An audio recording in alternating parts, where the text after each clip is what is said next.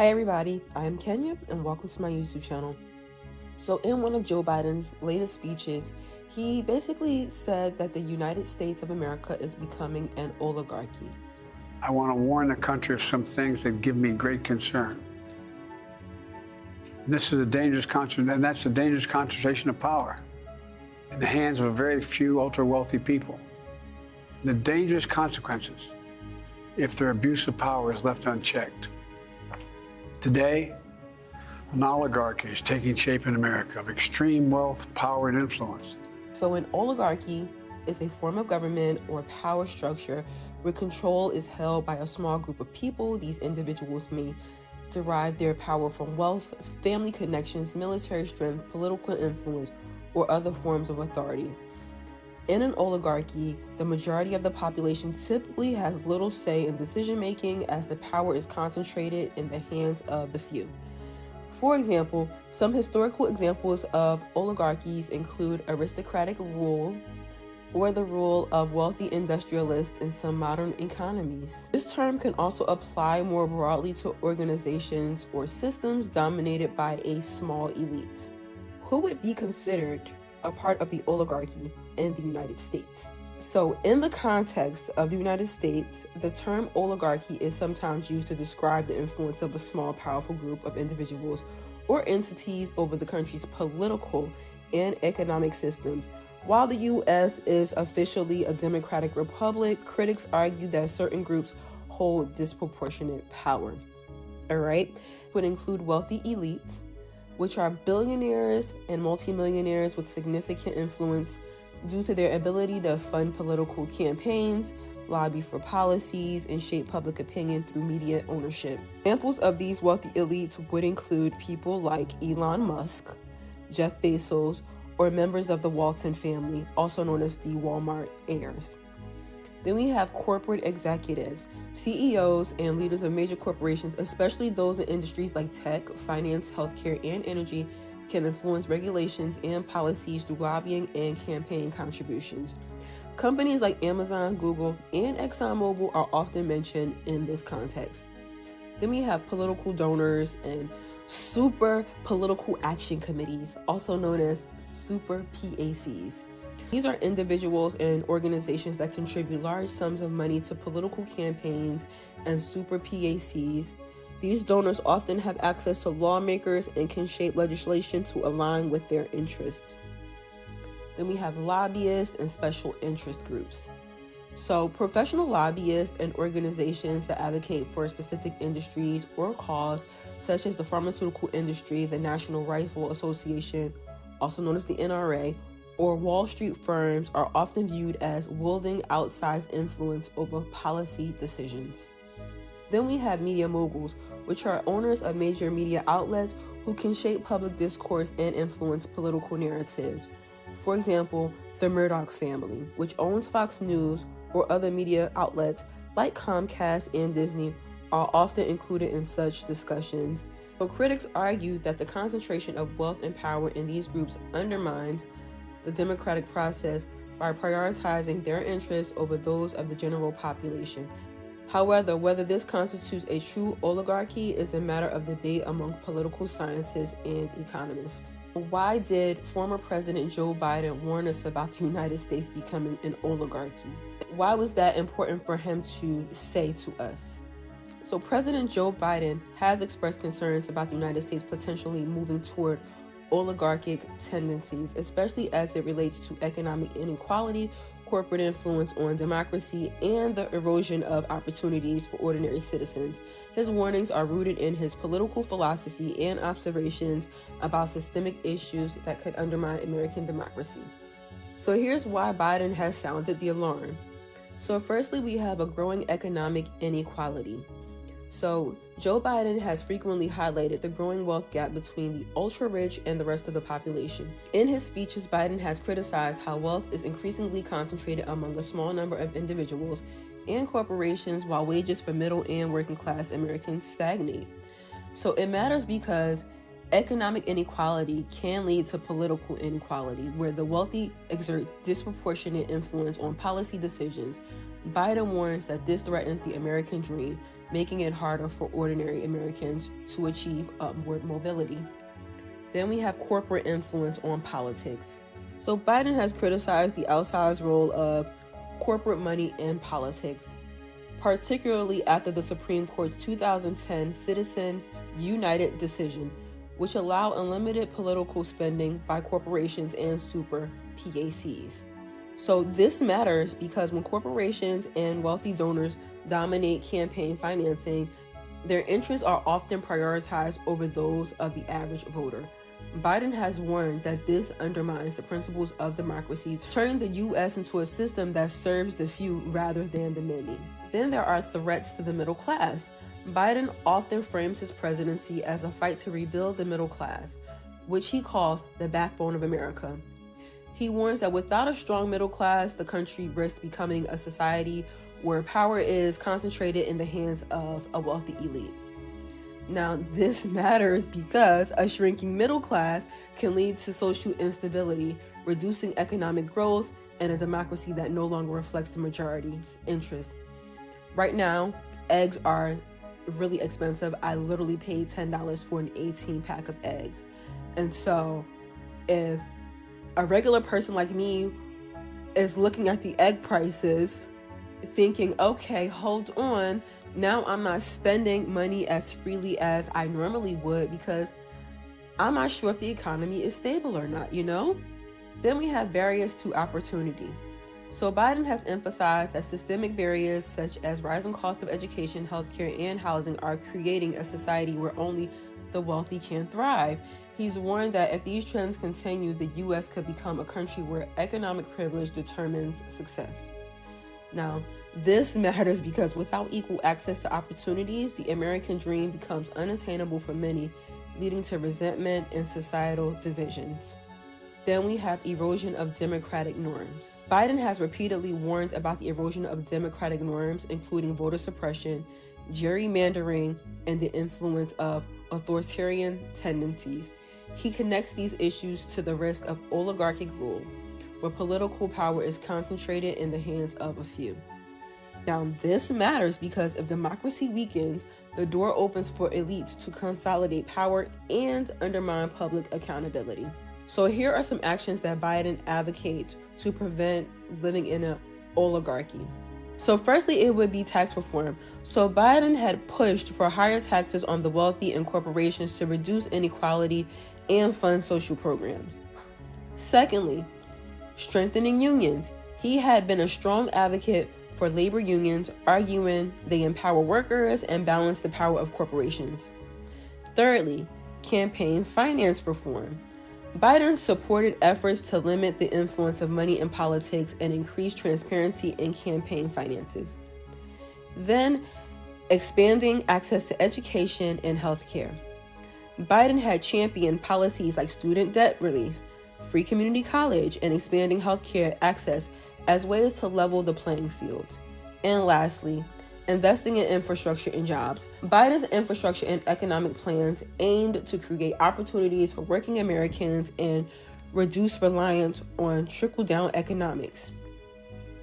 So in conclusion, Joe Biden's warnings about the U.S. becoming an oligarchy reflect his belief that the democracy cannot survive if economic and political power remain concentrated in the hands of a few.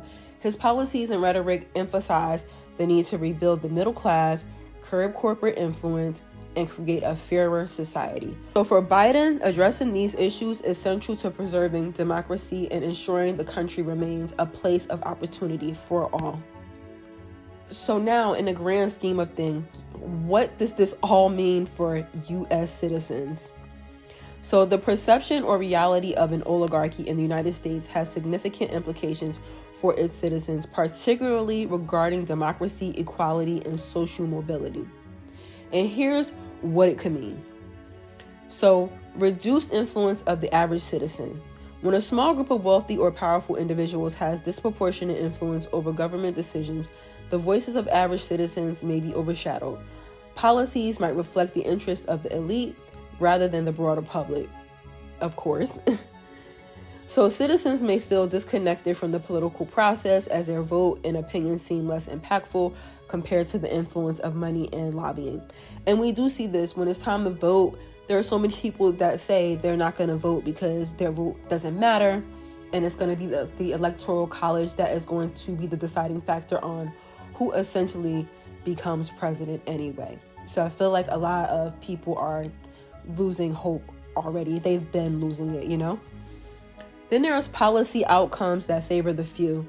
Policies could be crafted to benefit the wealthy, such as tax cuts for high-income earners or deregulation that favors corporations at the expense of worker protections and environmental concerns.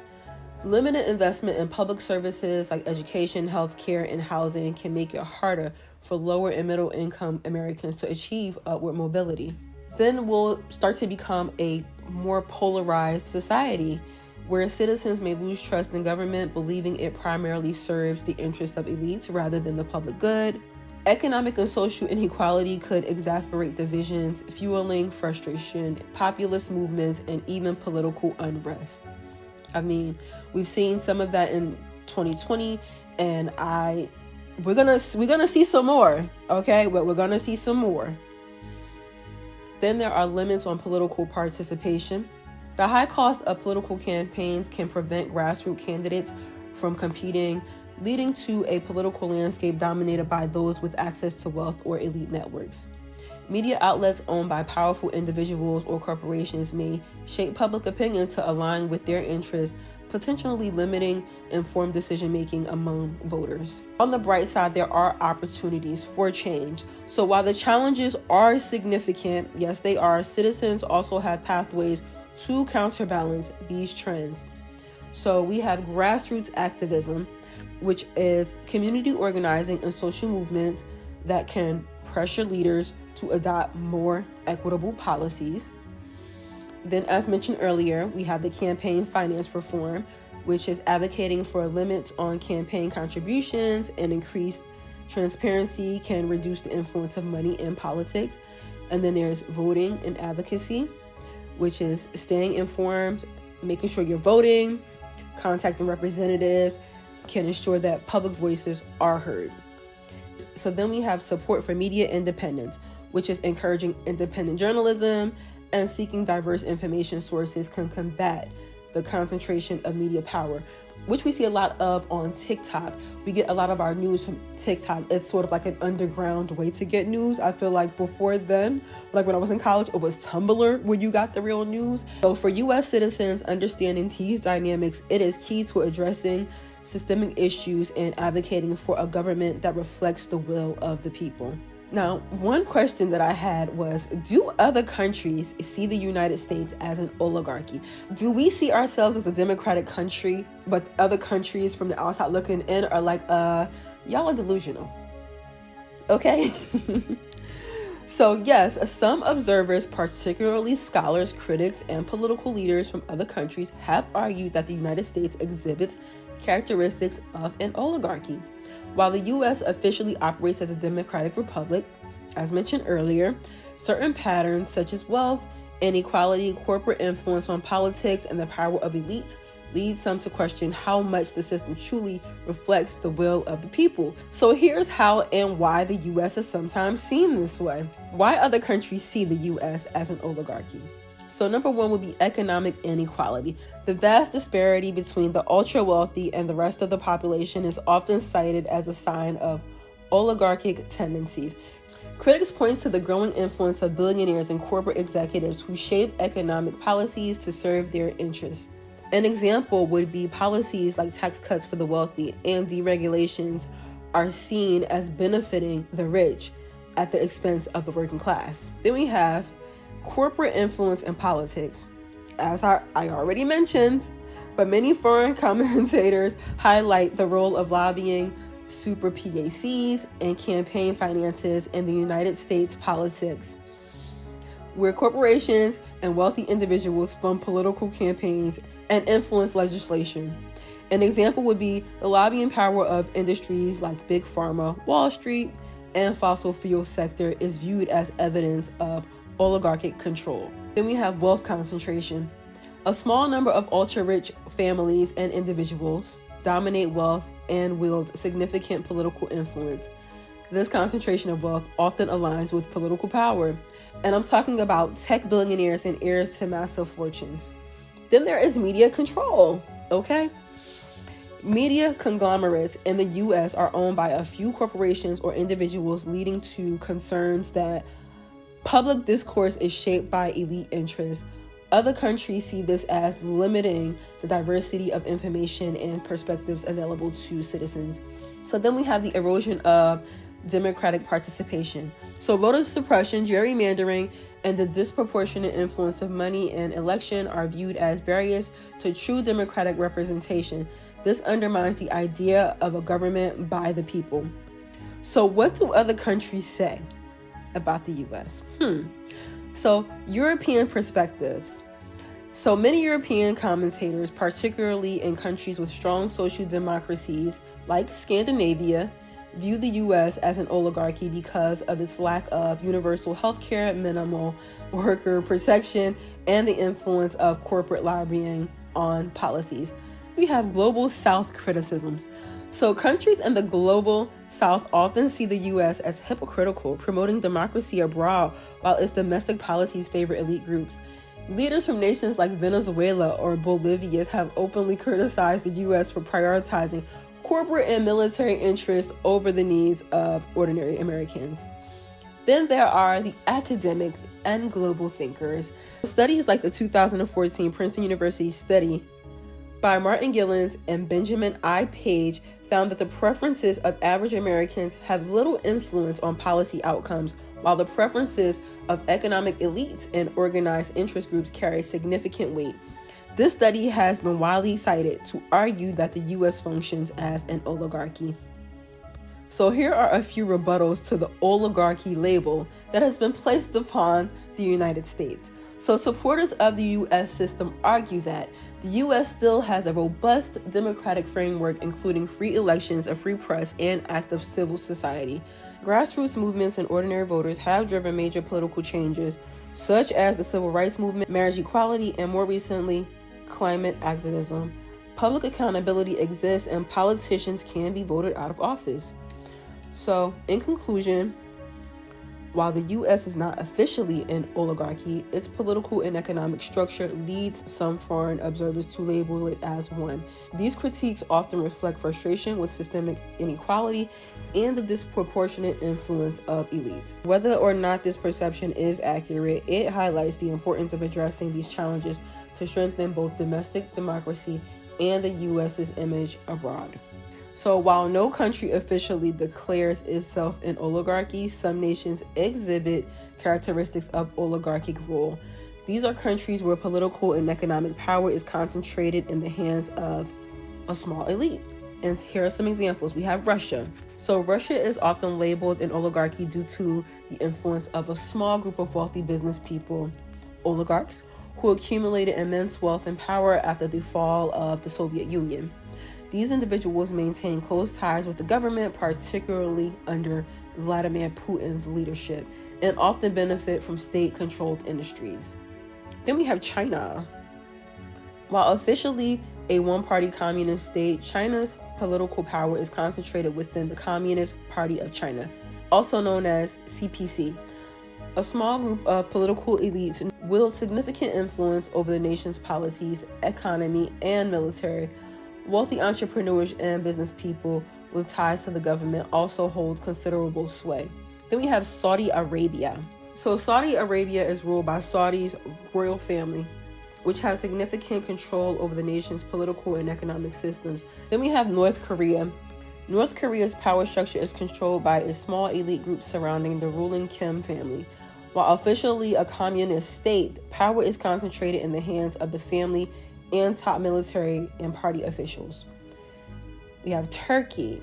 Turkey has been described as moving toward an oligarchic model. A small group of political allies, business people, and elites hold significant economic and political power.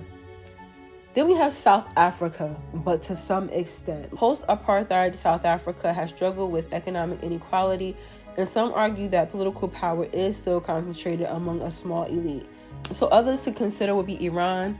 Power is concentrated in the hands of religious and political elites such as the supreme leader and top clerics. The United Arab Emirates, also known as the UAE, power is held by ruling families and business elites in its emirates. Mexico, some critics argue that cartels, business elites, and political figures hold disproportionate power, affecting governance. So what does that mean for these countries? While some of these countries maintain democratic elements, the concentration of power undermines fairness and inclusivity in decision making. We are living in a dangerous and unprecedented moment in American history. We have got to be smart, we've got to be organized, and we've got to fight back. Just 2 weeks of his presidency, Donald Trump defied the Constitution by ending birthright citizenship, fired government watchdogs, allowed drilling along our coastlines, pardoned violent insurrectionists, suspended all foreign aid, and tried to cut off virtually all federal funding. A move toward oligarchy in our country, government run by the rich and the powerful, is proceeding rapidly. And it's not being done secretly. A little over a week ago, Donald Trump was inaugurated for his second term. Standing right behind him are the three richest men in the world, Elon Musk, Jeff Bezos, and Mark Zuckerberg.